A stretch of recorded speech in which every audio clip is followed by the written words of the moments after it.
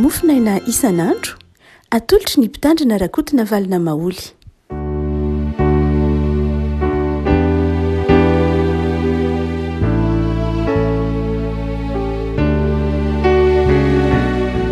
Falmiraba tsika revako malalahatra ity talata faraiky amin'ny 20 ny volana febroary ity. Ny voalahatra ho mofonainantsika anio dia ny taratasy voalohany no soratan'i Petera voalohany toko voalohany 7:70 ka hatramin'ny 5:20.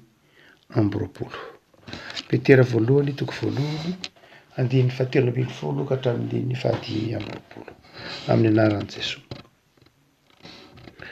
Ko amin'izany sikino ny sainareo dia mahonona tena ka antenao tsara ny fahasoavana izay hoentina ho anareo amin'ny sehoan'i Jesosy Kristy. Tahaka ny zanakamano, tsy mitondra tena araka ny filanareo fahiny tamin'ny tsy fahalalanareo, fa araka ny fahamasinana ilay niantso anareo dia aoka mba ho masina koa ianareo amin'ny fitondratena rehetra, satria voasoratra hoe ho masina ianareo satria masina. Ary raha ilay tsy mizaha tavan'olona fa mitsara araka ny asan'izy rehetra no antsoinareo hoe ray dia mitondra tena amin'ny fahatahorana mandritra ny andro ny fivahinianareo ity. Fa fantatrareo fa tsy zavatra mety ho simba tahaka ny volafotsy sy ny volamena no nanavotanareo tamin'ny fitondratena antara izay azonareo tamin'ny entin-drazana, fa ny rahasoan'i Kristy toy ny rany zanak'ondry tsy misy kilema ary tsy misy petipetina izay fantatra raha teo fony tsy mbola ary ny fanarenana izao tontolo izao, fa efa naseho tamin'izao andro farany izao ny aminareo izay mino an'Andriamanitra amin'ny alalany, dia ilay nanangana azy tamin'ny maty ka nanome voninahitra azy mba hiorenany finoanareo sy ny fanateranareo amin'Andriamanitra, satria efa nidiovinareo ny fanahinareo tamin'ny fanarahana ny fahamarinana ho amin'ny fitiavan-drahalay tsy miangatra dia mifankatiava fatratra amin'ny fo, fa efa tanteraka indray ianareo tsy amin'ny vo mety olo fa amin'ny tsy mety olo dia ny tenin'Andriamanitra izay velona sady maharitra. Fa ny nofo rehetra dia tahaka ny ahitra ary izay mety ho voninahitra iny dia tahaka ny vonin'ny ahitra. Malazo ny ahitra ka mihitsina ny voniny, fa ny tenin'ny tompo maharitra mandrakizay. Ary izany ny tenin'ny filazantsara izay notoriana taminareo. Ny masino manamasinana ny fahamarinana, ny teninao ny fahamarinana. Amen. Petera riava koa ny taratasy nosoratan'i Petera zany dia anankiray amin'izay mampitodika ny olona ny amin'ny fiainana mandrakizay marina loatra fa ny filazantsara mihitsy ny votoatin'ny filazantsara dia ny hoe mibeba fa efa akaiky ny fanjakan'Andriamanitra, mibeba fa fandalovana zao fiainana rehetra zao. Tsika rehetra dia mahafantatra fa na hoirana ho aingana dia tsy maintsy ho rava ny tanjy izay rehetra eo amin'ny fantatsika izany satria natao lalàna mifehy mihitsy ny tanjy izay rehetra eo aminy hoe ndray andro any dia tsy maintsy ho rava zao hita maso rehetra zao. Ny fotoana fotsiny tsy fantatra, mety afaka 2 tapitrisa taona, mety afaka 10 tapitrisa taona, mety afaka 4 tapitrisa taona, tsy fantatra fa dia zao amin'ny lafiny siantifika tsotrony vao dia miara-mahafantatra tsika rehetra fa ho rava zao rehetra zao noho ny lalàna mifeny zavaboary, mianakaiky ny masoandro ny tany ohatra, na koa tsy ny tany sy ny système solaire ihany mihetsika fa ny galaxie misy ny système solaire ny voie lactée izay miamanakaiky amina zavaboary hafa, manakaiky ny ataontsika hoe ny galaxie hafa, ny Andromède sy ny tahaka izany zay fantatry ny akabeazan'ny sarambabem-bahoaka fa tsy maintsy makamin'ny fahasambanany tany. Izao hita maso rehetra zao. Fa Petera dia efa maminany, mampafantatra antsika fa izao rehetra dia tsy maintsy ho levina, tsy maintsy ho simba. Ary manafatra antsika ny toe-tsaina izay tokony ho ananantsika izy eo am-piandrasana ny fiavian'ny tompo, eo am-piandrasana ny fiavian'ny mety ho fahafatesany tsirairay koa, na koa ny fiavian'ny fiafarany zao tontolo zao. Dia misy ary toe-po vitsivitsy, toe-panahy toetra vitsivitsy izay asongadin'ny Petera manokana.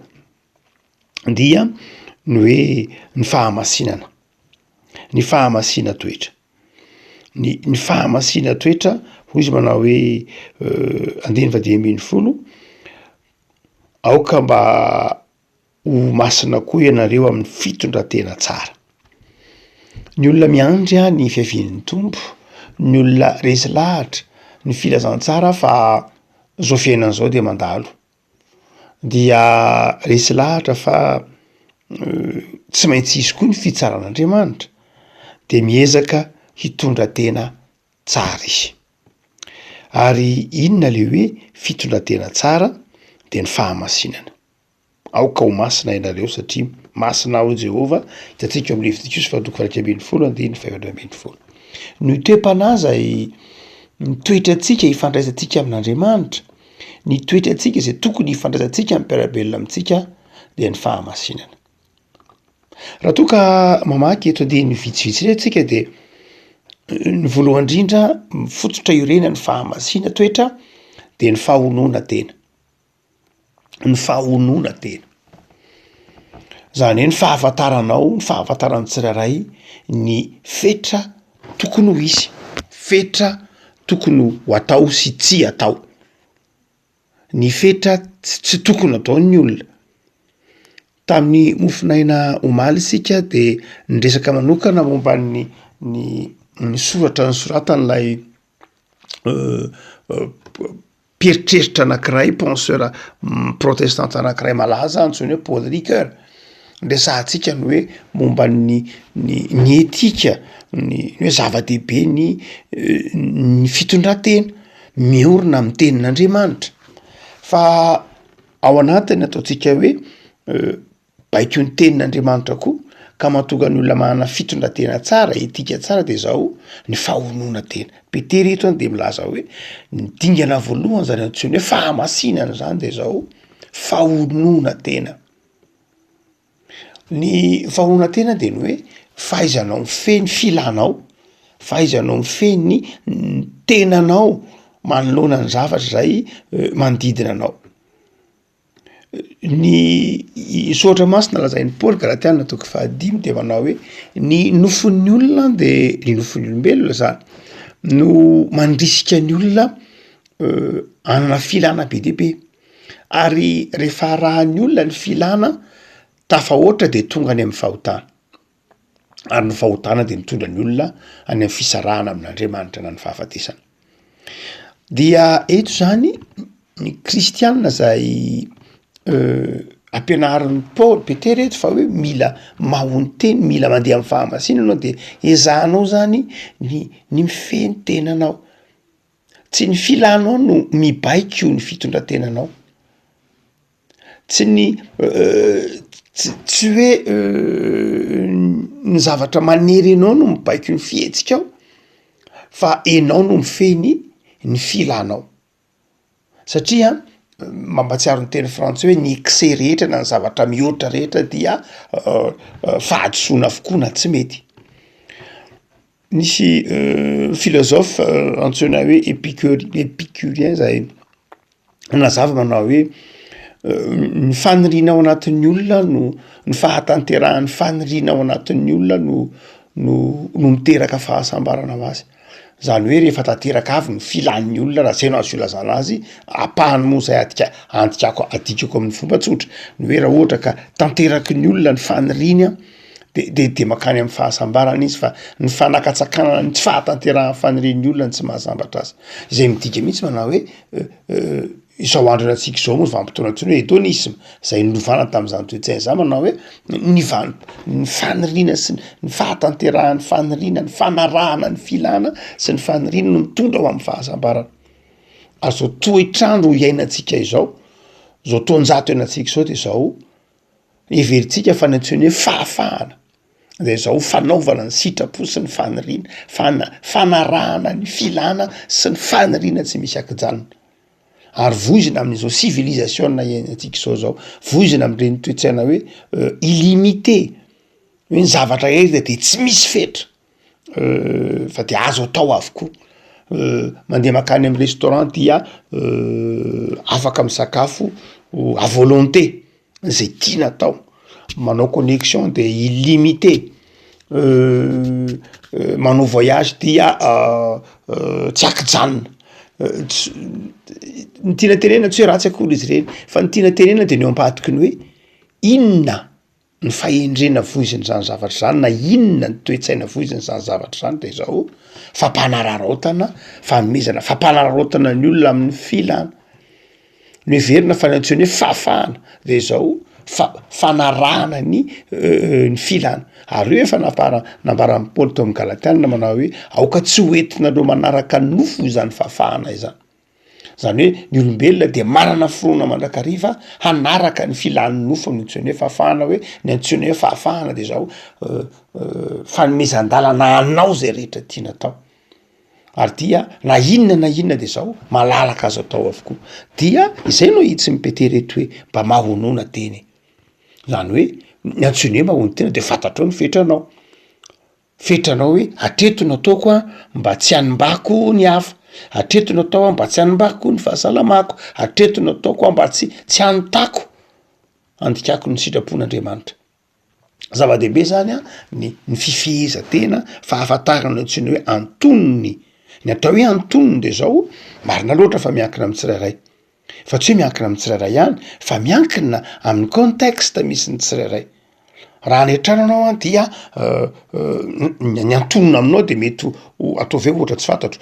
Ny antonony aminao dia sanatria raisiko amina zavatra tsotra amin'ny azahoanareo azy. Raha ny etrananao de mety hoe afaka misakafo anao, antonony tsara aminao ny vary roa vilia na telo vilia. Fa rehefa ohatra ka miaraka misakafo amin'olo ianao dia tsy ilay antonony anetrany tsony fa ny antonony eo anatrehany be sy ny maro mba tsy handravanao ny fomba fijerin'ny olona anao na tsy handravanao zay mety fijerin'ny hafanao sy ny fijerin'ny ny tenanao ny hafa koa sy fanajanao ny hafa de tsy hanao roa vilia ianao ohatra fa halala onony hoe atsasaky ny vilia satria eto zany hoe ny antonony de zao tsy hoe arakaraka ny tsirairay ihany fa arakaraka ny vanim-potoana, arakaraka ny toerana, arakaraka ny toe-javatra mitranga.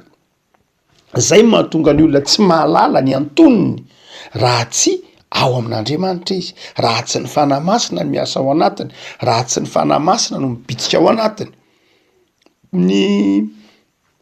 Ny filozofia sasatsasany zay ampianarina tsy ankehitriny masy de ny hoe ny olombelona de mahafantatra ny ataony ho azy.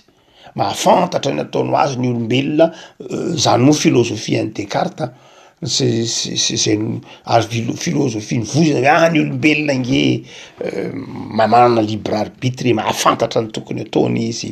Rehefa ampianarina izy de mahalala onony, mahalala ny tokony ataony. Eny tokoa amin'ny fotoana sasany angambany. Fa raha tsy eo ny fanahy masina de zao tsy hain'ny olona ny fanahy masina ny mahafantatra ny mahatonga ny olona afaka mifeteny, mahalala ny fetra, mahalala ny tokony atao. Lay mahalala ny tokony atao tsy hoe eo anatrehan'ny mety ho filana ihany fa amin'ny atokony atao manontolo mihitsy hoe eto dia tsy voafatotra na iza koa nefany. Tsy voafatotra na inona koa araka ny tenin'ny Paoly manao hoe ny zavatra rehetra azoko atao fa tsy ny zavatra rehetra mahaso, zavatra rehetra azoko atao fa tsy ny zavatra rehetra mampandroso. Iny ny fetra lay atao hoe za ngetsy raha tsy manao an'iny ngetsy tsy hoe tsy azoko atao le izy. Tsy hoe voafetra raha tsy manao an'ilay zavatra fa za mihitsy ny mahalala onony. Za mahafantatra hoe ity azoko atao eto na ity tsy azoko atao eto. Zany hoe ny toe-javatra no maridrefy afantarana hoe mahalala onony. Na mampandroso lay zavatra ka ataoko, na mahasoa lay zavatra ka ataoko. No zany de isan'ny toetra izoran'ny kristianina amin'ny fahamasinana ny fahalala onony. Na amina fitenenana io, na amina fandraisana fitenenana io, na amina fomba fitafy io, na amin'ny zavatra rehetra de mahalala onony. Ary tsy hoe mahalala onony ihany koa fa mety hoe misy zavatra tokony ataonao koa. Ndraindray koa mantsy misy hoe tsy tokony mangina fotsiny de manjary lasa hoe satria tsy mahalala onony de mangina. Fa tena misy koa tena fandraisana andraikitra. Fandraisana andraikitra koa de ao anatin'ny fahalalana ny tokony atao, fahalalana ny onony mahalala onony amin'ny fahanginana fa tokony hiteny amin'izay indray. Fa tsy hoe le miteny mba mahalala onony zany hoe mba mifetena mba hangina. Zava-dehibe fa misy koa tokony hifetena mba tsy hangina foana koa fa tokony hiteny.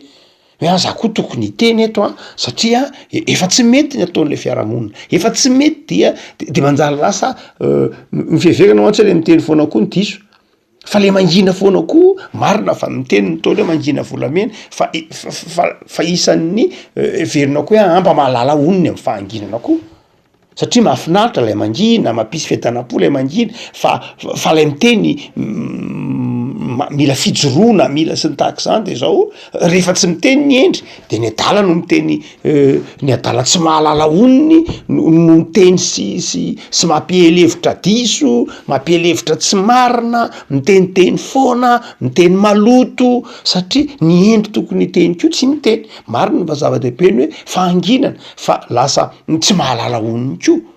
Ohatsika manao hoe zany rehetra zany tsy hoe tonga ho azy ao anatin'ny olona mihitsy akory fa ny fanahin'Andriamanitra no mampianatra antsika hahalala onony, hahalala ny tokony atao, ny tokony ho tenenina, ny tokony ho fihetsika maro samihafa tandrify amin'ny toe-javatra mitranga amin'ny fotoana anankiray sy amin'ny toerana anankiray. Io tsisy lalàna manokana hoe tsy misy rasetro manokana hoe eto dia zao ny tokony ho tenenina ka tsy afaka manao règle 2 3 manao règle telo manao hoe ity tokony ho tenenina tasy no zany de tokony ho tenenina eto io fa natsony hoe fahendrena de ny fahaizana mamakafaka ny tokony atao manoloana amin'ny fitrakan-javatra amin'ny fotoana anankiray.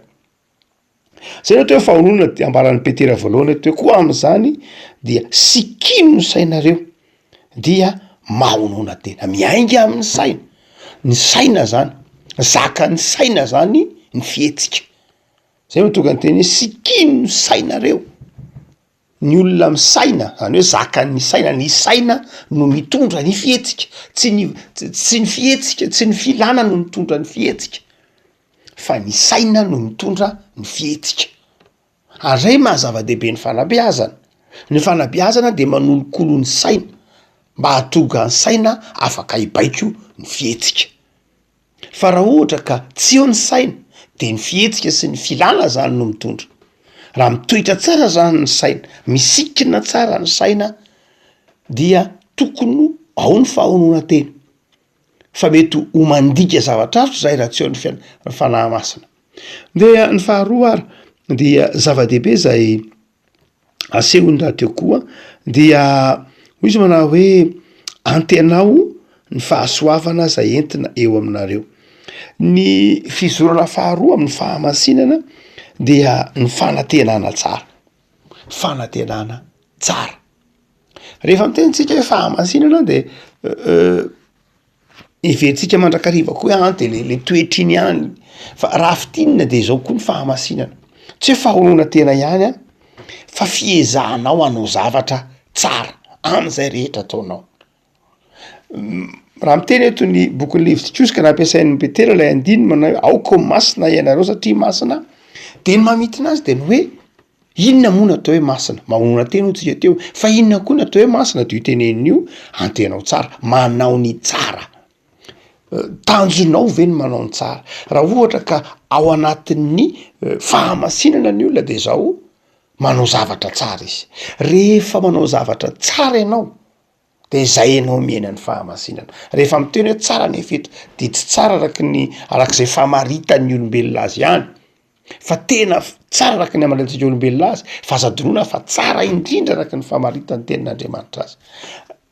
Aza mieritreritra manao anka le atao hoe masina nge de miakanjo montina, ny fitafy montina, ny fibango volo montina, ny sakafo voalanjalanja amin'ny fahamotinana, mety tsy misy zavatra mahadomelona fe mety ho zay lafiny moral zay no amaritantsika ny antsoina hoe masina. Fa tsy de tena zay loatra nge le izy. Izay eo fa tsy de tena zay loatra le atao hoe masina tiany bokin'ny Levitikosy resahana.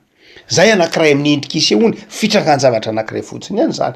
Fa lay hoe masina de zao tena mitanjona na manao ny tanjona ao amin'Andriamanitra ianao, zay tsara. Zay ataonao zany dia tsara. Rehefa ohatra ka manana ny kolotsaina ny fahatsarana ny vozonao, mba tsara kosa amin'ny fitondran-teny. Rehefa miasa de miasa tsara. Rehefa mivavaka de mivavaka tsara. Ahoana moa le mivavaka tsara? mivavaka mifanaraka amin'ny sitrapon'Andriamanitra. Jesosy efa nanazavany io ao Matthieu ohatra, totentedrobotra tandremo tsara fa misy vavakatsy tsara ny vavaky ny jentilisa. Tandremo tsara fa misy vavakatsy tsara vavaky ny be tsara velatsy. Zany hoe izay ataonao de tsara avokoa. Rehefa manompo n'Andriamanitra ao de manompo tsara, rehefa miasa ianao de miasa tsara. Am'izay fotoan'izay le fahamasinana dia ny olona rehetra no hitakiana azy, fa tsy hoe any fahamasinana nge raharahany mpivavaka ihany io hoe le olona manana fiainam-bavaka, le mifadianina, mazava ho azy, zany zavatra fitaovana hoentina mamatsy la herim-po anao ny tsara. Fa ny tsara ny tanjona ny tsara antsony olona fahamasinana, fa raha mifadianina isika kanefa ny tompo amin'ny Isaia 41:20 manao hoe inona hoy ny fivadiana zay sitrako? Tsy nareo manome hanina ho an'ny malahelo ve? Tsy nareo manome mofonareo ho an'ny manitra ve? Tsy nareo mampiakanjo ny sahirana ve? Inona moa zany? Tsy zay ve ny tsara?